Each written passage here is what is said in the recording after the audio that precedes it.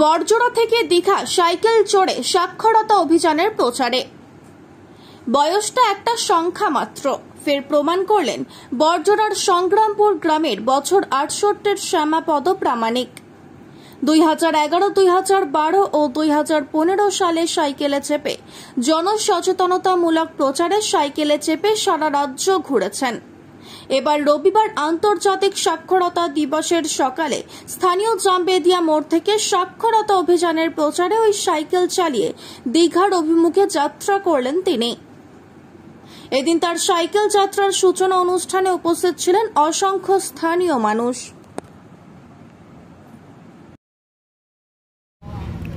আমি এই সাক্ষরতা অভিযানে যে বেরিয়েছি, সাক্ষরতা, সচেতনতা, সক্ষমতা, পণপ্রথা ও ধর্ষণ এর প্রতিবাদে আমি আজ এই জামবেদা থেকে বড়জোড়া হয়ে দুর্গাপুর, তারপর পানাগড় হয়ে বর্ধমান হয়ে হুগলির পর হাওড়া হয়ে কলকাতা, তারপর দক্ষিণ ২৪ পরগনা, ওখান থেকে আরামবাগ, কামারপুকুর হয়ে আমি চলে যাব ঘাটাল, মেদিনীপুর, দীঘা, তারপর ওখান থেকে পুরুলিয়া হয়ে আমাদের সদর বাঁকুড়া হয়ে আমি ফিরবো। এই আমার পরিকল্পনা আছে। আপনার রুটটা বলুন।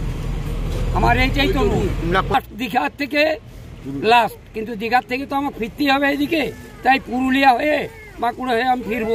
কতদিনের কর্মসূচি এটা? আমার মোটামুটি ১৫ দিন। এর আগে কতবার গেছেন?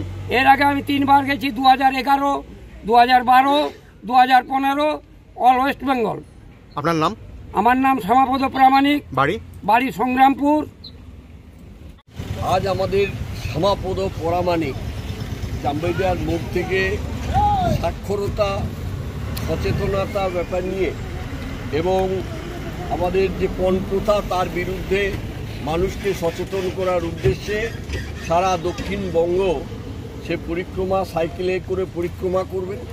তার এই যাত্রা শুভারম্ভে আমাদের পঞ্চায়েত সমিতির সভাপতি কাজল পোড়েল, আমাদের গ্রাম পঞ্চায়েতের প্রধান আমাদের রিঙ্কু বাউরি সহ অন্যান্য সমস্ত গ্রাম পঞ্চায়েতের মেম্বার এবং পঞ্চায়েত সমিতির মেম্বার এবং সকলেই আমাদের এই মোড় এলাকার সমস্ত অধিবাসীরাই আমাদের এখানে উপস্থিত আছেন।